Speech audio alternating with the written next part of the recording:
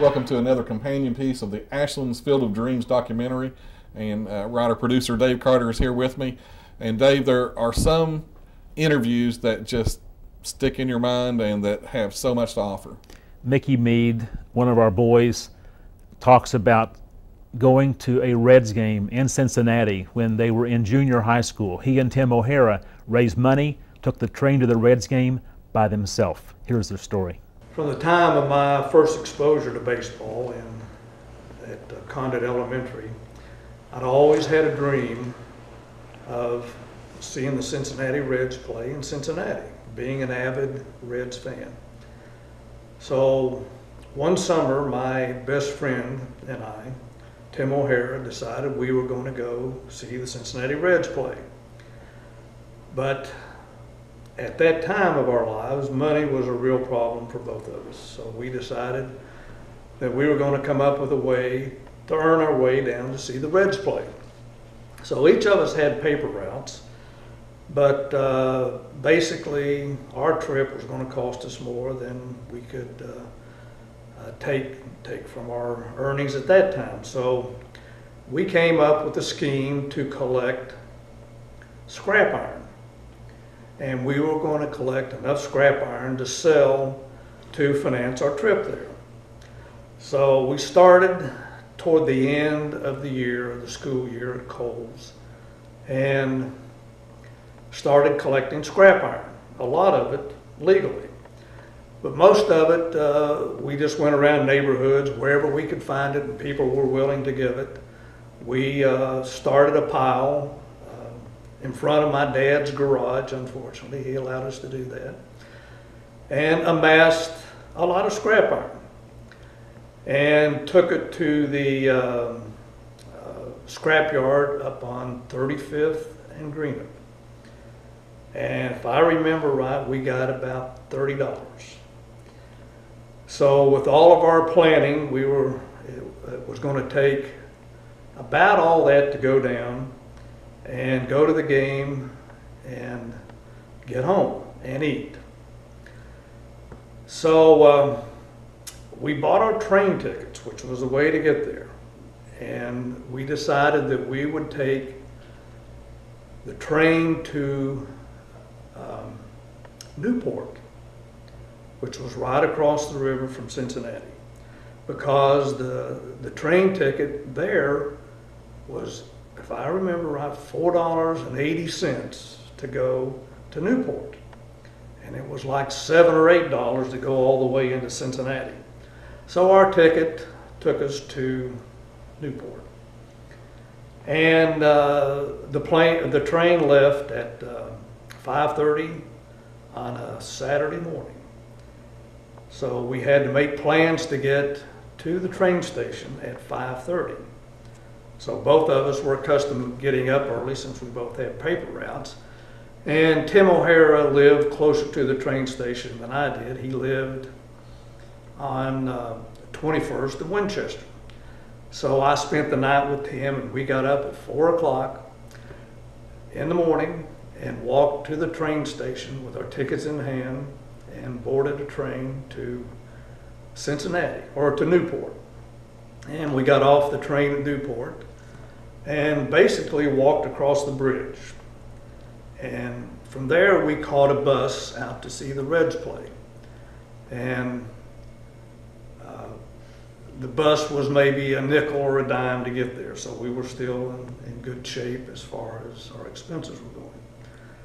And then we got out to the ballpark about noon, and it seemed like the game started at 1 o'clock or so. And never will forget the feeling that both of us had when we walked into Crosley Field and saw that great expanse of all the green and all the players that we had watched and listened to nightly, and we just were in our dream. So we saw the game, and if I remember, we saw the St. Louis Cardinals, and Stan Musial was the star of the Cardinals. When the game was over, we had I had to catch a bus back to a spot as close to the bridge as we could get. And then we walked back across the bridge, and by the time that we got to the train station, probably was an hour or two that we had to wait until the train got there. Of course, it was dark by then, and just the thought of two 13-year-old boys rambling around in a large town, which probably would make parents very uneasy today. We did it, never had a problem. Ride back to Ashland before midnight, walked back home, and had a day that we'll always remember. Your connection with Gary Wright and his dad. Gary and I both went to Condit, and Gary came there, I guess, in the 2nd grade. And from that point on, we were always the best of buddies. And I spent a lot of time at his house, more time at his house than he did at mine, because he lived across the street from Condit. So we were always going back and forth, and I knew his family very well, and they were just like an adopted family to me, especially during those early years. And Mr. Wright kind of took me under his wing and showed me the game of baseball, and got me started and interested in it, and was a wonderful gentleman. To this day I think of frequently. First time that I played for him as a coach was Babe Ruth League. The first year of Babe Ruth was in 1957, and Gary's father, Mr. Wright, was one of the coaches. And at that time we had to have tryouts, and the coaches would select the players from the tryouts. And my original team was with Mr. Simonella as the coach, and I had always played infield. I played first base prior in Condit, and Mr. Simonella put me in right field, which I didn't excel very well. So Mr. Wright, unbeknownst to me, traded for me. He traded two other players, and I got to be on his team with Gary. So we were reunited at that time, and so then I started playing third base, and Gary was shortstop, and we kept that configuration for 2 years, not only in the Babe Ruth League, but also in the Junior Legion. All good ball players. My goodness, we had a slew of them. And one that comes to mind, first and foremost, I guess, is Eddie Perry. And who could forget Eddie Perry? And I wrote a little remembrance to him as soon as I heard that he had died. But Eddie was truly a character. He came from the other side of the tracks, and was really a country boy, and with all of these colloquialisms and mannerisms and chewing tobacco, and of course none of the other guys did that, so we all had to try it. We all got sick, of course, but Eddie seemed to thrive with it. But Eddie was a pitcher, and Eddie was probably the best pitcher, along with J.D. Brown in the Junior Legion.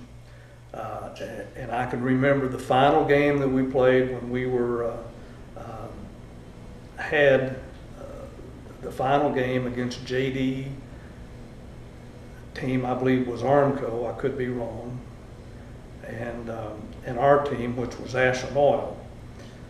Eddie was pitching against J.D., and we ended up winning 2-1, and we won the city championship, and it was really a pitcher's duel, and I can remember it vividly to this day. H.F. Dixon was a steady hitter. He wasn't a power hitter, but H.F. could always get on base. Reese Banks was could get on base and hit with power. And he was one of the few black players that we had, but Reese was just like one of the boys. We never thought anything about it and never considered any aspect of that. And he would frequently go out with us to the bluegrass and all of the social activities that Ashland had to offer at that time. But Reese was a good hitter. Gary Wright was a steady hitter. He could always get on base. Some of the power hitters I can remember in our pony league, we had Mark Maynard, who was a very muscular boy for his age, and Jackie Nichols. Jackie Nichols was a phenomenal hitter, and Jackie was very strong, and he led our team in home runs, I think probably the league.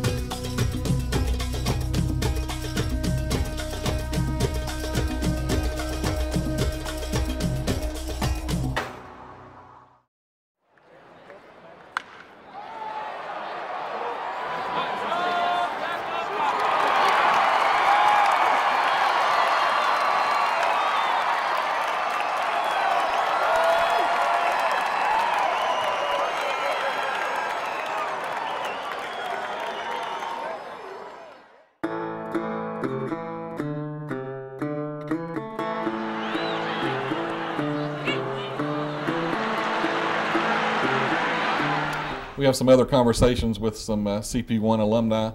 We have Don Frailie, who played Little League down there, and he's I know he has some great memories of CP1, as do a lot of people, but Don's very good at talking about these kind of things. And we also have Chip Miller, who does a great job, and David Patton. And I know you have some others too. Yes, we have two guys from Westwood, Ed Joseph and Dave McDowell, who have great stories as well. But we had the box scores. No, we do not have the box scores. We have the editorial that gives us proof that Ashland and Frailie played, and Ashland got beat 8-7. Okay, and a pitcher by the name of Gary Bayless, which was an unknown at the time. There's an editorial on this? Yeah. You wrote it on your website. Oh, okay. That's what you call it. Okay, but anyhow, Ashland was got their butts kicked that day. Well, just follow that up. I think any good reporting and research is going to prove us correct. That's right. That's right. Because we know it's rare that we would ever beat Ashland in anything. But we've got to hang on to this thing. We've got to fight to make sure this thing is part of being memorialized. Well, you know, that day after the game, or the next day, it was one of those occasions where they may as well close school because nobody went. You know, it was like a national holiday in the Westwood area. Well, it was unheard of for anybody to beat Ashland, let alone in baseball, from a little place called Westwood, Fairview High School. It was a day where we could use our imagination. I think kids today don't have the opportunity because there's instant reporting. It's all on television. If you want to know what's going on in baseball, turn on the ESPN, and there it is right now. Whereas you and I had to wait for that weekly sporting news. If we want to know the rumors, and we want to know what was going on, what managers were about to be fired, we had to depend on the sporting news that came once a week. And you know, I guess certainly our Bible was most important to us, but sporting news was second. Because I think they called it the Bible of baseball anyway. I think that was the name of it. And so, you know, those were days where our imaginations could wander and we could develop these things. And I think young people today miss out on that because everything's right there. And I'm thankful we grew up when we did. Well, you know, that's an exciting time. That was the first year of Little League, 1955, and we were playing down on the 17th Street Diamond. And you and I played for the Giants and Coach Carl Potwheeler. And we did well during the season. We didn't do that well. I remember, you may not recall, we lost one game to the Cubs 29-0. And we were praying for rain. You remember we'd be called the pitcher's mound, and Mr. Wheeler said, "Hold on, boys, we haven't gone 3 innings, maybe it'll rain." Well, I don't think it rained for 3 months after that, and the 29-0 was never forgotten by those who played for the Cubs, like J.D. and Eddie Rejunas. They let us remember that for years. So we weren't known to be the favorites. Down in the American League, the Red Sox were probably very parallel in ability to us. They weren't the #1 team in the American League either. But somehow we made our way to the city championship. You know, we won the National League. We beat, as you'll recall, we beat the Cubs 1-0.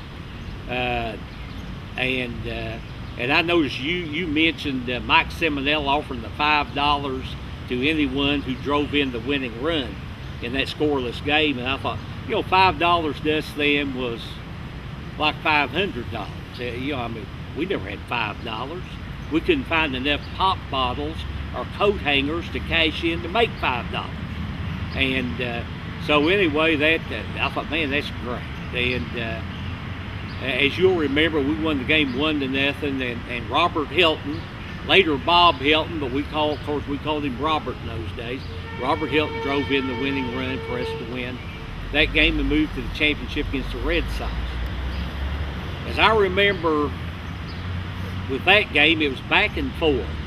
We had used our best pitcher, who was Lee Irving, who was just 11-year-old, but he was still the best pitcher we had. We didn't have Harold Sargent or J.D. Brown. We didn't have Glenn Easterling either.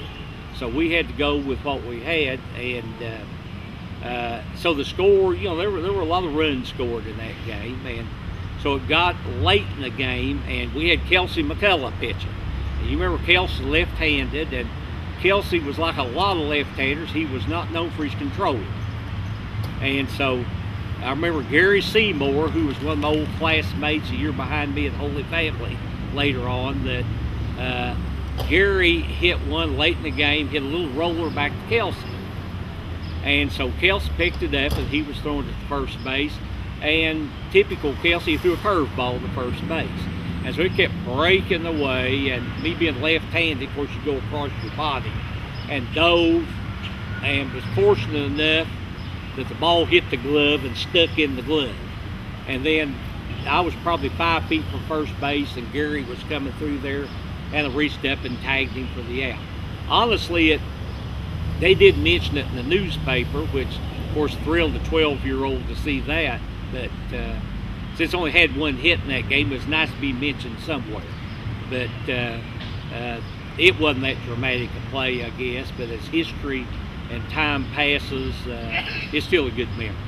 And we went on to win that and win the city championship, and be interviewed on the radio, which was a big thing for us back in those days. I often thought, you know, it's a shame that group, because probably we would have had the American National League together. We only had 4 teams in each league. Could have gone on and played in the Little League playoffs and so forth, leading to the World Series, because we had some darn good players. I think, you know, we had some really good players in the American League.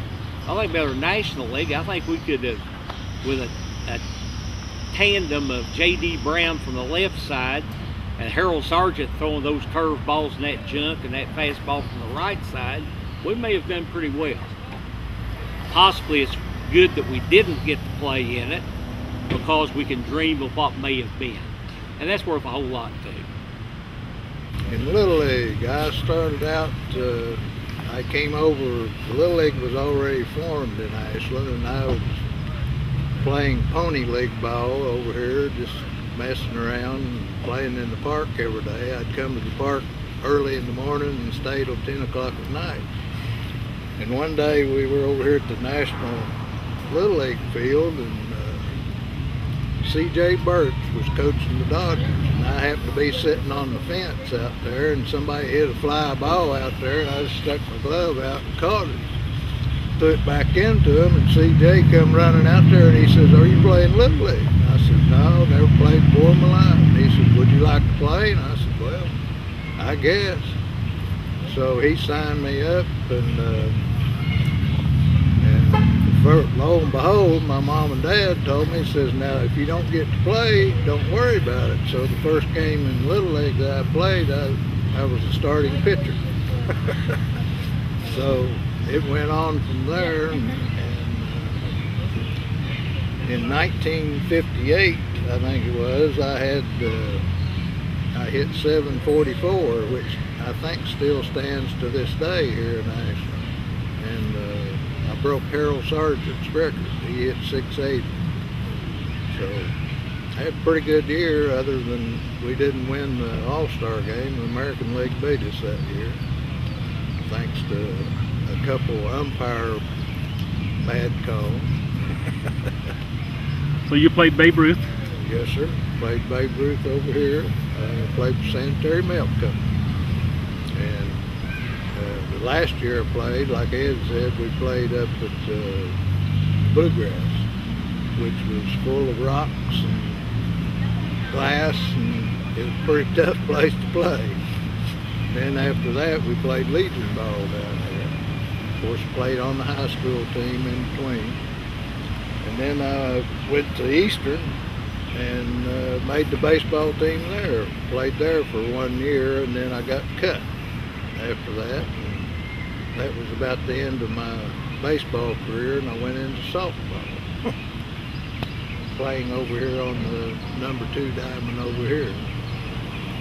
When you were growing up, who were your early heroes? Well, my biggest hero at that time was Ted Kaczewski.